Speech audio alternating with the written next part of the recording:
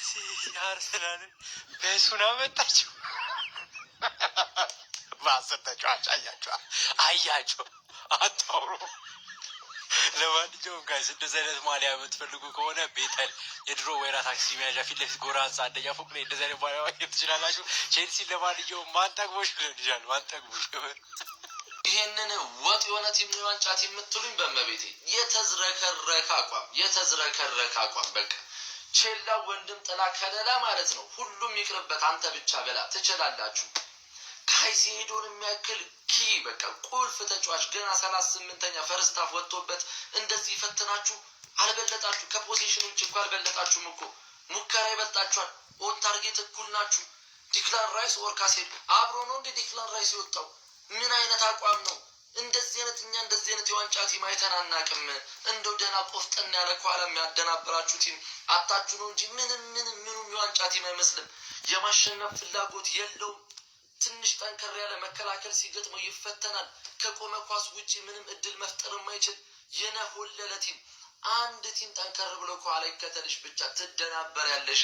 ይሄ የደከመ ቲም ነው። ምንም የዋንጫ ሜንታሊቲ የለውም እያልኩሽ ነው ጎብዬ። ዛሬ ግን ማለት ነው አዳማ ኤቨንት ነበረን እና በቃ መቤቴን ነው የምላችሁ።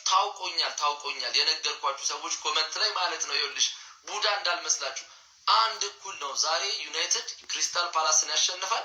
ቼልሲ ከአርሰናል አንድ እኩል ነው የሚወጣው። ምን አለ በሉኝ እያልኩ ነው አንድ እኩል የወጣውና ጭራሽ በቀይ ወጥቶበት ነው አንድ እኩል የወጣውና ይሄ ፎጣ የሆነ ቲምሽ ገና ይዝረከረክልሻል ጎብዬ፣ ገና ይዝረከረክልሻል። ነጥብ ስታንጠባጥቢ እንዳላገኝሽ ዛሬ ስጥት ከመደረግ ትንሽ ነው የተረፍሽው። ግን ይሄም ስጥት ከመደረግ አይተናነስም ነው ምልሽ ማለት ነው። አገኝሻለሁ። በሚያስጠላ ሁኔታ ነጥብ ጥለናል። ቤተሰብ ካይሴዶ ምን ሆነ ነው? በፈጣሪ ስም ቸልሲ ሲዳኝ ያለ ቀይ ካርድ የማይዳኝ አንቶኒ ታይለር ላይ እንደዚህ አይነት ፎል ትገባለህ? ኧረ በስመ አብ! እንዴት ካይሴዶ በቃ ማይሆን ስራ ነው የሰራው። 3 ነጥብ የምንወስደውን ጨዋታ በጣም ነው የተበሳጨሁት። በጣም ያስጠላሉ። በቃ ቸልሲ ቀይ ወጥቶበትም ምን አይነት እንዴት ዶሚኔት አድርጎ እንደተጫወተ አይታችኋል። ፈርስት ሃፍ ላይ ሰከንድ ሃፍም ትንሽ ተንገጫገጨ እንጂ በቃ ፈርስት ሃፍ ቅጥቅጥን ያደረግነው ቀይ ወጥቶብን ማለት ነው። የሚያስጠላ ውጤት። እግዚአብሔርን ቸልሲ ዛሬ ማሸነፍ ነበረበት። በቃ አርሰናል እንኳን ጎል ሊገባበት ሲሞከርበት እንናደዳለን። ሲያስጠላ። አንተ ማን ነው? አርቴታ በጣም እረፍ። ይሄ ባህሪ አያዋጣህም። አርቴታ አትነጫነጭ። አሰልጣኝ ነህ። በቃ ኩሉን በቃ የአሰልጣኝ ሙድ አራምድ። እንዲህ ነው የሚነጫነጨው። ሲያስጠላ። በእግዚአብሔር በጣም ነው የሚያበሳጨው ውጤቱ። እግዚአብሔር በጣም ነው የሚያበሳጨው። ማንም አልተደሰተም በዚህ ውጤት። ወያነው እፍር በቀኝ ወጥቶብኝ ላስጨንቅ። በቀኝ ወጥቶብኝ እኮ እግዚአብሔርን እችላለሁ። ምንም እኮ አልተመጣጠርንም ምንም። እና ወንድ ዳኛ እግዚአብሔርን አንድ ፈውለኛ እኮ አይነፋም። እነሱ ቢጫ እንዳለ ተጫዋቾቹ አይተው ማለት ተጫዋች እንዲቀይሩ ነው እየገፋፋቸው የነበረው እንጂ በቀኝ መንቀል አልፈለግም። ይህን ቲም ማለት ነው ለዋንጫ እንዳታስቡ ጨራሽ። አንድ የተሳሳተ ኳስ አገኛችሁ፣ እድሜ ለጆዋፔሮን አመስግኑ። ጆዋፔሮ ነው እንጂ የጠቀማችሁ ስንት ኳስ ኤስቴቫው እሺ ቢያንስ ለምንድን ነው ነበር። ጆዋፔሮ ምን ይባላል እንዲህ ስንት ነው የከፈላችሁት? እና ማድዌኬን ደግሞ አሪፍ አድርገው ሞክ አድርገውታል። ጀግና ናቸው። ለማንኛውም ግን ማለት ነው አስጨንቃለሁ እስከ መጨረሻ ድረስ። እኔና ሲቲ ሆነን ላብ በላብ ነው የምናደርግ። ጠብቅኝ። ወንድ ክለብ ስትደግፍ ማለት ነው ወንዶን ያሳያል። እንዲህ ልብ ያለ አያዳምጥም። ያማያል እንዲህ ዚስ ኢዝ ቼልሲ። አሁን ወጣ በሉልኝ። ይኸውላችሁ እንደዛ ስታለቃቅሱ የነበራችሁ ሰዎች ወጣ በሉልኝ። ትልቅ ውጤት ነው ለእናንተ። አቻ ብዬ ነግሬያችሁ ነበር። የእናንተ ጠንካራ ጎን የና ጠንካራ ጎን ይሆናል። የእናንተ ጠንካራ ጎን የራሳችሁ ደካማ ጎናችሁ ይሆናል ብያችሁ ነበር። እኔ ዛሬ ማለት ነው ኤንዞ ማሬስካ አለመፍራትህን አየሁ አለመፍራትህን። በቃ እንዲህ ነው። ካልፈራ እኔ ቲሜ ወንድ ነው አውቀዋለሁ። ቲሜ የእኔ ቲም ምን ማድረግ እንደሚችል አውቃለሁ። ይሄ ነው። ተናድጃለሁ። እንደውም ልንገርህ፣ የአርሰናል ደጋፊ ልንገርህ፣ ተናድጃለሁ። ለምን ተናደድክ አትለኝም? ካይሴዶ በቀይ ባይወጣ ኖሮ ምን እንደሚፈጠር ታየው ነበር። ጨዋታው ላይ የለህም ነበረ። በቃ ሰው ነው ኤንዞ ማሬስካ፣ ጠንቋይ አይቀልብም። ሳሊባ እንደማይገባ ሊገምት አይችልም። ገብቷል? የፈጠነ ማለት ነው። ሳሊባ እንደሌለ ሲያይ እኮ ሰከንድ ሃፍ ላይ ዴላፕን አስገባው። አየር ኳስ የሚባል ነገር አስበዋል። ፈርስት ሃፍ ዴላፕ ጀምሮ ቢሆን የአየር ኳሱን እኛ እየወረድ ነው ቢሆን ምን እንደምንፈጥርብህ በፈጣሪ ስም። ጆዋ ፔድሮ እኮ ስቶልሃል። እንደውም በቃ ካይሴዶ ትንሽ በቃ ይሄ ስህተት ቲሙን አቻ እንዲወጣ አድርጎታል። የምር ጭራሽ በጣም እኮ እንዲለበለባችሁ በጣም ማለት ነው እንዴ! ምን ሆናችሁ ነው? እኛ እኮ ነን። ይሄ እኮ ነው ቲሙ። ቼልሲ ይኸውልህ ብራዘር ከመጣ ነው። ማንንም አያዳምጥህም። ልንገርህ የመልስ ጨዋታ አለ በሜዳ አይደል? በሜዳ መጥቼ ምን እንደማደርግ አሳያለሁ። ነገርኩህ። ክፍተትህን እኮ ኤንዞ ማሬስካ በደንብ ነው የሚያመጣልህ። ዛሬ ባለፈው ዕለት ይዤ ታክቲክስ አወራ የነበረ ሰዓት ላይ ስናገር የነበረውን ነገር በደንብ ዛሬ ያያችሁት ይመስለኛል። በስ እግዚአብሔርን ይሄን ጌም ለ11 ብንጨርስ ሞተ ነበር ከዚህ የምትወጣው።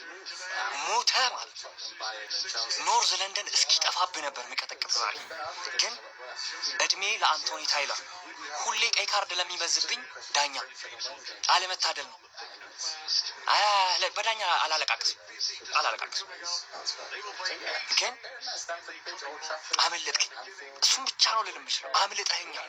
1 ነጥብ ወሰድክብኝ።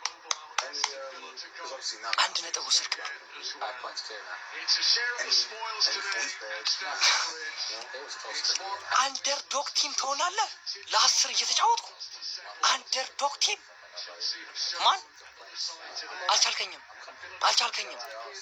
የኔን ምርጡን ተጫዋች አውጥቼ ማለት ነው። ካይሴዶ ፓልመር አልገባም። የሞት ክነ ዘንድሮ ዋንጫ ታነሳለህ። ቆይ ታነሳለህ።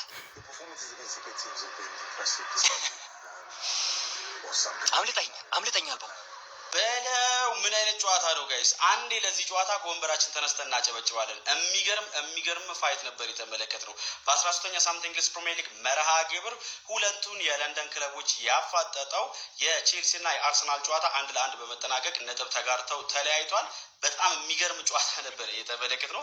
ቼልሲዎች በዚህ ጨዋታ ላይ 38ኛው ደቂቃ ላይ ሞይሴስ ካይሴዶን ሜሪኖ ላይ በሰራው ከባድ ጥፋት ምክንያት በቀይ ካርድ አተውት ነበረ። ከዚያ በኋላ በርከት ላሉ የጨዋታ ክፍለ ጊዜዎች እንግዲህ በጎዶሎ ተጫዋች ነበር የተጫወቱት። ነገር ግን መድፈኞቹ አርሰናሎች ይህንን አድቫንቴጅ መጠቀም አልቻሉም ነበረ። ይባስ ብሎም ቼልሲ በቻለው አማካኝነት 48ኛው ደቂቃ ላይ አርሰናል በሚታወቅበት መንገድ እንግዲህ ከማዕዘን ምት የመጣች ኳስን ማስቆጠር ችሎ 1-0 ሲመራ ነበር። ነገር ግን ከዛ በኋላ አርሰናሎች 59ኛው ደቂቃ ላይ በሜሪኖ ከተሻጋሪ ኳስ ጎል በማስቆጠር አቻ ማድረግ ችሎ ነበረ። የሚገርም ፋይት ነበር የተመለከትነው። በቃ ፊዚካል ቻሌንጆች በጣም የበዙበት ፕሪሚየር ሊግ የሚሸት አይነት ጨዋታ ነበረ የተመለከትነው። ገና በመጀመሪያው አጋማሽ ብቻ አንቶኒ ቴይለር 6 የሚደርሱ ካርዶችን ነበር የመዘዙት። 1 ቀይ ካርድ፣ 5 ቢጫ ካርዶችን ማለት ነው። በጣም የሚገርም ጨዋታ ነበረ። አርሰናሎች ግን ከዚህ በተሻለ የቁጥር ብልጫውን ይጠቀሙበታል የሚል እሳቤ ነበረኝ። ለኢንዞ ማሬስካው ቼልሲ ግን በጎዶሎ ተጫዋች ከ50 ደቂቃዎች በላይ ተጫውቶ ነጥብ ተጋርቶ መውጣት ለዛውም እንደ አርሰናል ካለ ቡድን ጋር በጣም ጥሩ ውጤት ይመስለኛል። ጥሩ ፉክክር ነበር የተመለከትነው። አርሰናልም ከሜዳ ውጭ ነው ይህንን ጨዋታ ያደረገው። ነገር ግን ጨዋታው ላይ ከተፈጠረው ሁኔታ አንጻር አድቫንቴጁን መጠቀም ነበረበት ብዬ አስባለሁ። ለማንኛውም በፕሪሚየር ሊጉ አርሰናል አሁን 30 ነጥቦችን በመያዝ 1ኛ ደረጃ ላይ ይገኛል። ቼልሲ 24 ነጥቦችን በመያዝ 3ኛ ደረጃ ላይ ይገኛል። በናና ቤት ሰዎችን እየጋበዛችሁ በሪፈራል ቦት ገንዘብ መስራት ትችላላችሁ። ስለ ጨዋታው የተሰማችሁን ሀሳብ ኮመንት ሴክሽን ላይ አካፍሉኝ። የፕላስ ምልክቱን በመጫን ፈጣንና አዳዲስ የሆኑ እግር ኳስ መረጃዎች ማግኘት ትችላላችሁ። ፋሚሊ ዛሬ አርፍጄ ነው የመጣሁት። ያው አራዳ ኤፍኤም ላይ ኳስ እያስተላለፍ ነበረ። ቸልሲ ከአርሰናል ጨዋታ በነበረበት እሱን እያስተላለፍኩ ነበር። ለዛ ነው የዘገየሁት እና ቪዲዮን ኮፒ ሊንክ፣ ሪፖስት፣ ላይክ በማድረግ ጀምሩት። ዛሬ ቸልሲ ነጥብ ጥሏል ማለት ይቻላል ብዬ አስባለሁ። ያው በቀይ ቢወጣበትም ውጤቱን ሲፈልግ የነበረው ሲያጠቃ የነበረው ቸልሲ ነው የነበረው። ያው ብዙ የሚያስቆጩ ኳሶችን በእርግጥ አልሳትም ምናምን አልተጫወትም፣ ግን በቀይ የወጣበት አርሰናል ነበር የሚመስለው። አርሰናል ዋንጫ ለማንሳት ያለበት ግዴታ ያለበት ቡድን ነው። ልክ እንደ ከኢንዞ ማሬስካ ከቸልሲ ይልቅ አርሰናል ነው እና ግዴታ ያለበት በእያንዳንዱ ጨዋታ ማሸነፍ አለበት። በእያንዳንዱ ጨዋታ ደግሞ የሚከተሉትን የሚፎካከሩትን ክለቦች ማሸነፍ አለበት። አሁን 3ቱንም አግኝቷል፣ 3ቱንም አላሸነፈም። በአንዱ ተሸንፏል፣ 2ቱን ነጥብ ጣለበት እና እኔ ዛሬ በቀይም ቢወጣበት ቸልሲ ያው በቀይ ወጥቶበት እኮ 1 ነጥብ እኮ ማግኘት ትልቅ ነገር፣ ግን ነጥብ ጥሏል ማለት ይቻላል ብዬ ነው የማስበው ነው ለቸልሲ። አርቴታ ይሄ ነጥብ በጣም በኋላ ለዋንጫው ላይ ዋጋ ያስከፍለው ይችላል። በእርግጥ ምክንያት አለው አርሰናል አሁን እንደዚህ ለሆነበት ምክንያቶች አሉት፣ ጉዳቶች አሉ፣ ምን አሉ፣ ግን ይሄን መጠቀም ነበረበት። እኔ የአርሰናል ደጋፊዎች ዛሬ ሴሌብሬት አደርጋለሁ ወይም የሆነ ትደሰታላችሁ ብዬ አላስብም። በአጫው ግን ፉክክሩ ተፎካካሪ ስለሆነ ይሄን ማሸነፍ ነበረበት ብዬ አስባለሁ። የቸልሲ ደጋፊዎች ግን በካይሴዶ ትደበራላችሁ ብዬ አስባለሁ። ግን ካፒቴናችሁ ስላላችሁ ኩራት ሊሰማችሁ ይገባል ብዬ አስባለሁ። የሚገርም ካፒቴን ያላችሁ እውነት አፋችሁ ሞልታችሁ በየሄዳችሁበት የእኛ ካፒቴን እኮ ጀምስ ነው ብላችሁ ብታወሩ እውነት በቃ በኩራት ማውራት አለባችሁ ብዬ ነው የማስበው። የቼልሲ ደጋፊዎች ካሴዶ ግን ዛሬ ዋጋ አስከፍሏችኋል። ግን 1 ነጥብ ማግኘት ከሊጉ መሪ ያን ያህል የከፋ አይደለም። ግን ቼልሲ ነጥብ ጥሏል ብዬ ነው የማስበው። እስቲ እናንተ የሚሰማችሁን ኮሜንት ላይ አስቀምጡ። ቪዲዮ ከተመቻችሁ ኮፒ ሊንክ፣ ሪፖስት፣ ላይክ ማድረግ እንዳይረሳ። ቴንክ ዩ